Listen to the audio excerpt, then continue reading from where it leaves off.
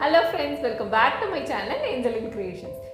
இன்றைக்கி வீடியோவில் நம்ம மேங்கோ வச்சு ஒரு ரெசிபி பார்க்க போகிறோம். இதுக்கான மேங்கோவை நான் மேங்கோ பாயிண்ட்டுன்னு சொல்லிட்டு ஒரு ஆன்லைன் ஸ்டோரில் தான் வாங்கியிருந்தேன். இந்த ஸ்டோரில் என்ன ஸ்பெஷல் பார்த்திங்கன்னா 100% நேச்சுரலாக ரைப்பன் ஆகியிருக்க மேங்கோஸ் வந்து நம்ம வீட்டுக்கே ஹோம் டெலிவரி பண்ணிடுவாங்க. நாங்கள் வந்து பங்கனப்பள்ளி வெரைட்டி இந்த பாக்ஸ் ஃபுல்லாக வாங்கியிருந்தோம். சாப்பிட்டுட்டு இவ்வளோ தான் இருக்குது.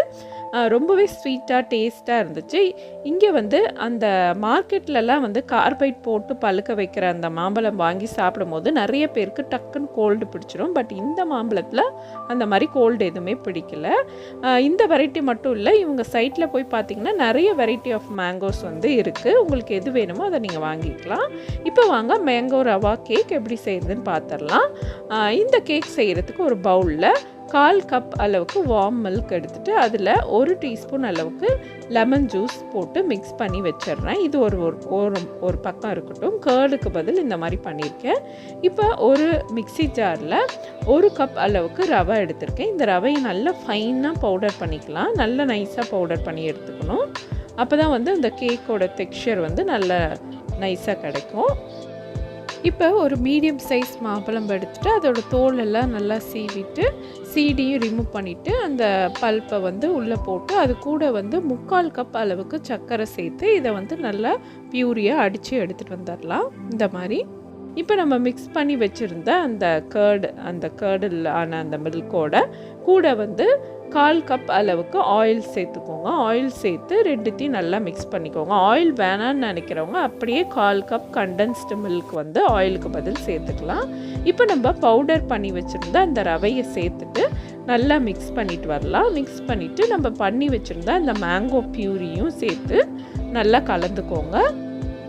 இந்த மாதிரி ஸ்டேஜில் நம்ம நல்லாவே கட்டி இல்லாமல் ஃபுல்லாக மிக்ஸ் பண்ணிக்கலாம். கூடவே நான் வந்து மேங்கோ ஃப்ளேவருக்காக மேங்கோ மிக்ஸ்லேருந்து ஒரு 2 பிஞ்ச் மாதிரி சேர்த்துருக்கேன். அது ஆப்ஷனல் தான். ஒரு 2 சிட்டிகை உப்பும் சேர்க்குறேன். அப்போ தான் அந்த கேக் வந்து சாப்பிட்றதுக்கு நல்லா டேஸ்ட்டாக இருக்கும். இப்போ இந்த மாதிரி மிக்ஸ் பண்ணி வச்சுட்டு இதை கொஞ்சம் நேரம் அப்படியே ஒரு ஓரம் வச்சுடுங்க. அந்த ரவை வந்து நல்லா அந்த போட்டிருந்த அந்த மில்க் அந்த இதெல்லாம் ஊறி கொஞ்சம் நேரம் செட்டில் ஆனதுக்கு அப்புறமா மீதி இருந்த அந்த 1/4 கப் பாலையும் சேர்த்துருங்க. ஸோ டோட்டலாக வந்து நம்ம 1/2 கப் அளவுக்கு பால் எடுத்திருக்கோம். பாலை கலந்து நல்லா மிக்ஸ் பண்ண பிறகு 1/2 டீஸ்பூன் பேக்கிங் பவுடரும் 1/4 டீஸ்பூன் பேக்கிங் சோடாவும் சேர்த்துட்டு இதை வந்து நல்லா ஃபோல்ட் பண்ணி மிக்ஸ் பண்ணுங்கள். ரொம்ப போட்டு கலக்க வேணாம். பேக்கிங் சோடா போட்ட உடனே அந்த லெமனோடு அதை ரியாக்ட் பண்ணி ஃப்ளஃபியாக ஏர் பபிள்ஸ்லாம் வந்து க்ரியேட் ஆகும். அதெல்லாமே வந்து நம்ம உடைக்காமல் அப்படியே வந்து ஊற்றினோம்னா தான் நமக்கு கேக் வந்து சாஃப்டாக வரும். ரொம்ப போட்டு மிக்ஸ் பண்ணிட்டோம்னா நம்ம கேக் வந்து ரொம்ப ஹார்டாக வந்துடும். ஸோ நல்லா ஜென்டிலாக மிக்ஸ் பண்ணிவிட்டு அதை வந்து இந்த மாதிரி ஒரு கேக் டின்னில் மாற்றிக்கோங்க. நான் வந்து சின்ன ஸ்கொயர் கேக் டின் தான் எடுத்திருந்தேன்.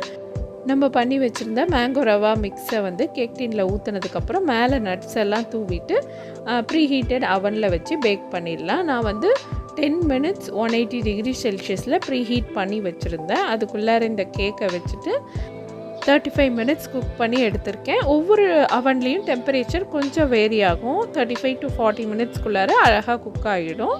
நான் வந்து ஹோம்மேட் கேரமல் சாஸ் வந்து கொஞ்சம் பண்ணி வச்சுருந்தேன் இந்த கேக் மேலே வந்து ஊற்றுறதுக்காக. இப்போ கேக் நல்லா ஆறின பிறகு பட்டர் பேப்பர்லாம் பிரித்து எடுத்துகிட்டு அந்த கேரமல் சாஸை மேலே ஊற்றுறேன். இந்த ஸ்டெப் வந்து ஆப்ஷனல் தான். நம்ம மேங்கோ ஃப்ளேவரோட கேரமல் சாஸ் சேர்த்து சாப்பிடும் போது ரொம்ப நல்லாயிருக்கும்னு தோணுச்சு. அதனால் ஆட் பண்ணியிருந்தேன். சூப்பராகவும் இருந்துச்சு. இந்த கேக் வந்து நல்லா மாய்ஸ்டாகவும் அதோட மைதா இல்லாமல் சேர்க்கறதுனால ரொம்ப ஹெல்த்தியும் கூட. ஸோ உங்கள் குட்டீஸ்க்கு செஞ்சு கொடுத்து எப்படி இருக்குன்னு கமெண்ட் செக்ஷனில் சொல்லுங்கள்.